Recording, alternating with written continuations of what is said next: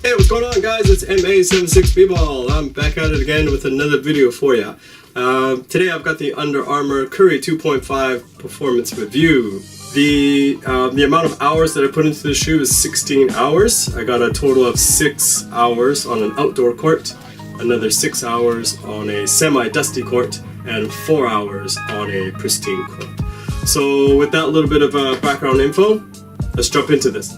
So first up on the menu is traction, of course, and it's well noted that in the Curry line, the traction is always a great standout feature on the particular model, and this was no exception. So Under Armour calls it an organic multi-directional herringbone.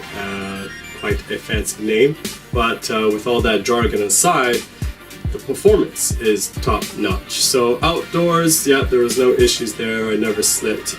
And a quick side note, granted it was only 6 hours, I had no issues with wear and tear. Even as I look at it right now, there is zero wear and tear after 6 hours, which is maybe not a lot of use, but it's a good sign as far as extended use down the road. So anyways, back to pristine court. Of course, there were no issues there. I stopped on a dime. It provided a slightly different feel than, like, per se, a Kobe 9 Elite, which is kind of like, you know, the high standard. But you know, that shoe being a 10 out of 10 as far as traction goes, I still give this a 10 out of 10. It had a slightly different feel, but still, you just stop on a dime. You didn't have to think about it. You didn't have to worry about it whatsoever. And then the same goes for the dusty courts, or at least I was playing on a semi-dusty court.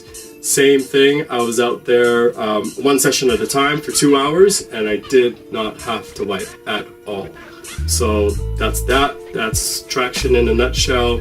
For me, in my experience, just zero words. Let's move on to the next. Alright, so up next is going to be the cushioning department. And with that, it is a full-length charged cushioning. It's a foam cushioning, and I have mentioned previously that this is my first experience with charged, so I don't know about the Curry 2 or the Curry 1. You know, there's people out there saying that it was too firm, etc., etc. So I only have like the Micro G to compare it to, and of course like Lunarlon and the Kobe 9s. But just in a nutshell, for me, again, zero complaints. It is slightly firmer than Micro G. It is firmer than Lunarlon, but again, it didn't bother me. And a great way to kind of like, oh yeah, this cushioning's working, is when you wake up in the morning and your knees don't hurt or your lower back doesn't hurt. So that's a great sign. Now on the court, the feel is like just enough of give, but when you plant and explode off, it's very reactive. So kind of, it's not in the sense of a bounce back or energy return. It's just it responds immediately. So and then with impact protection, it most definitely did its job. I've been doing my vert training, some of you might know, and there is a fair amount of pounding with vert training. You are doing a lot of jumps, like the jump box and things like that. And it definitely, without a doubt, I enjoyed it. I enjoyed it very much. So I don't have any complaints there with the cushioning. Alright, so next up I want to talk about the fit, just specifically the fit only. I am a skinny guy, you know, I'm 5'7", and I'm, you know, 139 pounds, so I'm fairly skinny. But the fit of the shoe was outstanding. There are a lot of shoes in my collection that give me a decent fit, but never, you know, that quite perfect one-to-one type fit. And this was probably the closest shoe besides my Kobe 9 Elites. So if you've got a wide foot, I don't know, maybe you'll have to go up half size, but of course, just try them on. The burrito tongue type style, and kind of like the asymmetrical lacing or off-centered lacing, kind of gives you a nice wrap in two different directions. And yeah, I was just lucky that this particular shoe and this last just really was close to my foot. There isn't any gaps or dead space anywhere. So the fit is very close to the foot. Now, just jumping over to support. Support for me, definitely first thing that stood out for me, it came from the base of the shoe. The base is nice and flat. There's no fancy designs going on the bottom of the shoe, on the outsole. So it's just a nice flat base. When you look down to the shoe from the bird's eye view, it's just a nice, you got a nice wide base here with the outrigger sticking out. And actually the split heel on the back, I've seen split heels on a lot of jogging shoes, and what they say is, in a way, it decouples the back of the shoe at the bottom of the shoe here, so when you come down it is able to flex somewhat, and again lowering your center of gravity, so that is supposed to add to the stability of the shoe. So you also have your shank here, and this is to help with the torsional rigidity of the shoe, so it's not it doesn't give out too much when you're making sharp cuts and left and right type movements. The heel counter, I don't know if that's supposed to be the heel counter, but it's just a tiny piece of plastic here. But it is pretty stiff, but you can see up towards here, you can bend that in. But it was not an issue for me because of maybe how I play, my style of play, and how much I weigh. But yeah, so the support there, I have no issues with. It does feel good around the ankle, but I did have one little minor complaint about the ankle, and I'll get to that in a little bit. The other thing I wanted to talk about was inside. It comes with an Ortholite insole, so your step-in comfort is phenomenal. It's very comfortable, but I actually ripped mine out. It took mine out because I'm putting some soft sole insoles to the test, so I was testing those. So, and I prefer those anyways. After that, materials. So the upper, you have like the first layer is like a kind of like a mesh-ish, kind of a nylon-ish. It's very soft. The nylon, or the liner of the shoe is seamless, so it's extremely comfortable inside.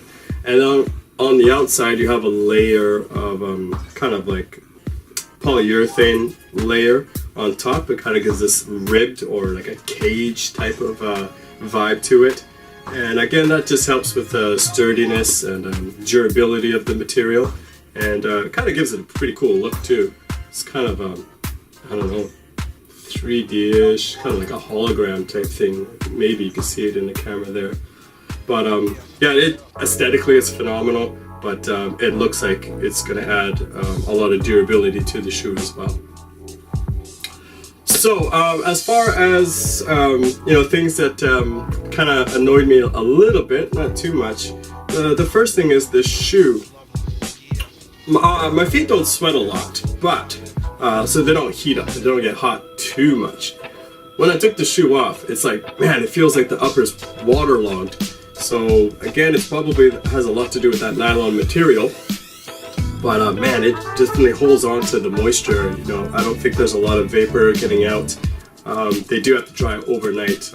I mean, most shoes probably do, but I mean, when you play hard in these for 2 hours and take them off, they feel like they're waterlogged. So yeah, it is what it is, right? Now the other thing, quite a few times I had to relace or tighten up the top, maybe 2 eyelets. So I don't know if that's the case that it still needs to break in, but I don't think so. After 16 hours, I'm hoping the shoe would be good to go by now.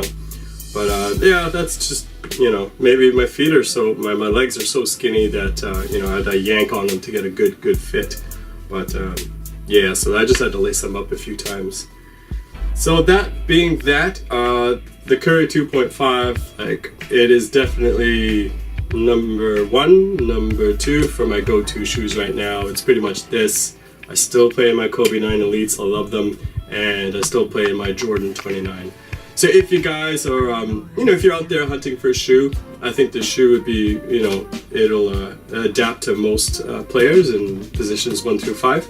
And they're a great price. I would imagine they might be on sale now somewhere. Definitely give them a go. Always, please just try them on first. And if you do pick them up, leave any comments down below. If you already play in them, just let me know your thoughts in the comments below.